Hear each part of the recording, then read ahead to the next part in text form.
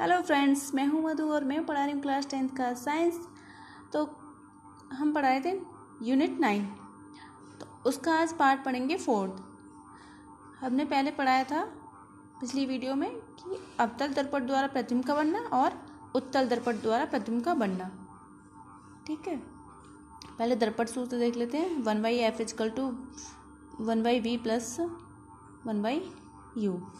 f होता है focus दूरी, v होता है प्रतिबिंब की दूरी, u होता है वस्तु की दूरी। ठीक है, इसके बाद देखिए चिन्ह प्रॉपर्टी यानी कि साइन कन्वेंशन। ठीक है, ये क्या है? x y x। ठीक है, अगर y अक्ष के ऊपर जाएंगे, मतलब यहाँ से y अक्ष ऊपर की साइड जाएंगे तो पॉजिटिव होगा, और यहाँ से नीचे की साइड दूरी मापेंगे तो क्या नेगेटिव में मापेंगे, और यहाँ से दाईं ओर दूरी मापेंगे तो पॉजिटिव में, और यहाँ से बाईं ओर दूरी नापेंगे तो क्या नेगेटिव। ठीक है, क्या होगा? नेगेटिव मापेंगे। ठीक है,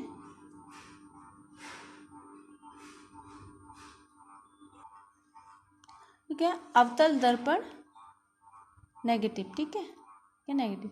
फोकस दूरी बाईं ओर होती है, इसलिए क्या होता है? नेगेटिव। ठीक है, फोकस दूरी बाईं ओर, इधर साइड में बाईं ओर होगी। ठीक है, यहाँ से इधर। ठीक है, तो क्या होगा? नेगेटिव। उत्तल दर्पण पॉजिटिव, क्योंकि फोकस दूरी दाईं ओर होती है। कहाँ? यहाँ से, ये मान लीजिए ये पॉइंट यहाँ से इधर। ठीक है, आभासी प्रतिबिंब के लिए v का मान पॉजिटिव और वास्तविक प्रतिबिंब के लिए v का मान नेगेटिव। अब देखते हैं उत्तल दर्पण या अवतल दर्पण में u की वैल्यू क्या होती है? नेगेटिव होती है। दर्पण के ध्रुव से दाईं ओर मापी गई दूरी धनात्मक, यानी कि ये दर्पण है, मान लीजिए यहाँ से इधर नापेंगे तो क्या पॉजिटिव में नापेंगे दूरी, और बाईं ओर मापी की दूरी क्या होगी? ऋणात्मक, यानी कि यहाँ से इधर नापेंगे तो ऋणात्मक होगी। ठीक है, दर्पण के ध्रुव से ऊपर की ओर, यानी कि यहाँ से जो अभी हमने दिखाया था डायग्राम, जो यहाँ से ऊपर की ओर नापेंगे ऊपर की ओर तो क्या पॉजिटिव ली जाती है, और नीचे की तरफ मापेंगे यहाँ से नीचे की तरफ बाई, यानी कि यहाँ बाई थी और एक ऊपर बाई थी। ठीक है, तो नीचे की साइड मापेंगे तो क्या नेगेटिव ली जाती है। ठीक है, चाहे दर्पण कोई भी हो, अवतल या उत्तल समतल दर्पण हो, प्रतिबिंब बनाते समय वस्तु को हमेशा दर्पण के बाईं ओर रखते हैं, जैसे ये।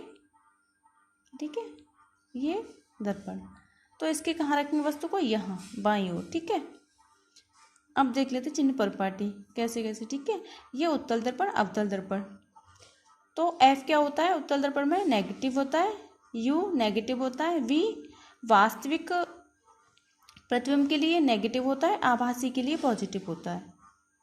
ठीक है, ऐसे फोकस यानी कि उत्तल दर्पण में क्या अवतल दर्पण। ठीक है, अवतल दर्पण में फोकस दूरी नेगेटिव, U नेगेटिव, V वास्तविक प्रतिबिंब के लिए पॉजिटिव, आभासी के लिए नेगेटिव। ठीक है, उत्तल दर्पण में क्या होता है? फोकस दूरी पॉजिटिव ली जाती है और U नेगेटिव लिया था, V पॉजिटिव। ठीक है, अब देखते हैं रेखीय आवर्धन। ठीक है, इसका क्या मात्रक नहीं होता रेखीय आवर्धन का। प्रतिबिंब की लंबाई और वस्तु की लंबाई के अनुपात को रेखीय आवर्धन कहते हैं। प्रतिबिंब की लंबाई और वस्तु की लंबाई के अनुपात को क्या कहते हैं? रेखीय आवर्धन कहते हैं। इसे क्या m से प्रदर्शित करते हैं?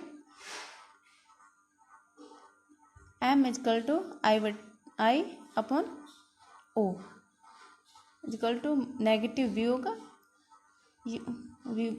Negative v/u।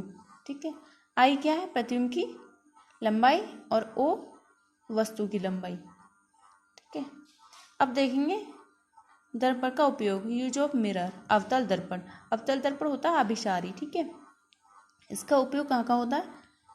सोलर कुकर में अवतल दर्पण का उपयोग होता है।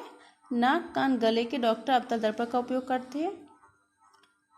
दाढ़ी बाल बनाने वाले नाई अवतल दर्पण का उपयोग करते हैं। विद्युत टेबल लैंप में अवतल दर्पण का उपयोग किया जाता है। वाहनों की हेडलाइट में अवतल दर्पण का उपयोग किया जाता है, और सर्च लाइट में। ठीक है, सर्च लाइट यानी अंधेरे में जो फोरहेड पे जो लाइट लगा लेते हैं, ठीक है, वो वाली लाइट। ठीक,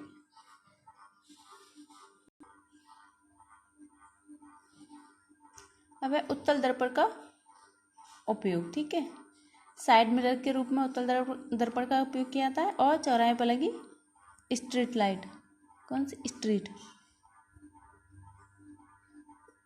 ठीक है, स्ट्रीट लाइट में गए। समतल दर्पण का उपयोग फैशन करने में, यानी कि वो कौन सा, जो फेस देखने वाला जो मिरर होता है उसमें। ठीक है, और बहुरूपदर्शी के रूप में किया जाता है। ठीक है, किसमें, यानी कि लुकिंग ग्लास। ठीक है,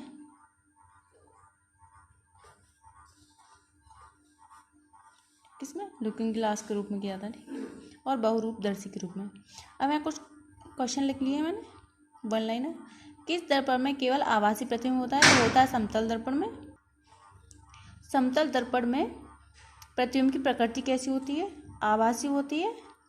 और क्या होता है, बराबर का होता है, वस्तु के बराबर का। ठीक है, गोलीय दर्पण की फोकस दूरी उसकी वक्रता त्रिज्या की कितनी होती है? आधी होती है। ठीक है, क्या, गोलीय दर्पण की फोकस दूरी उसकी वक्रता त्रिज्या की आधी होती है। और प्रकाश तरंग का उदाहरण क्या है?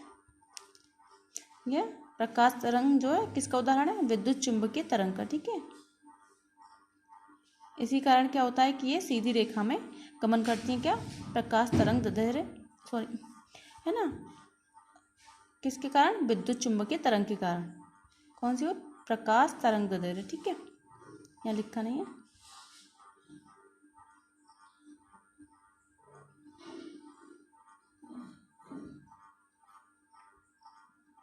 ठीक है,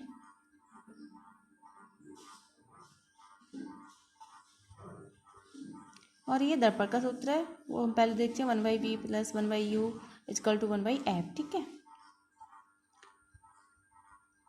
तो इसके आगे के जो टॉपिक है इसके आगे का प्रकाश का अपवर्तन। ठीक है, उसे हम नेक्स्ट क्लास में देखेंगे।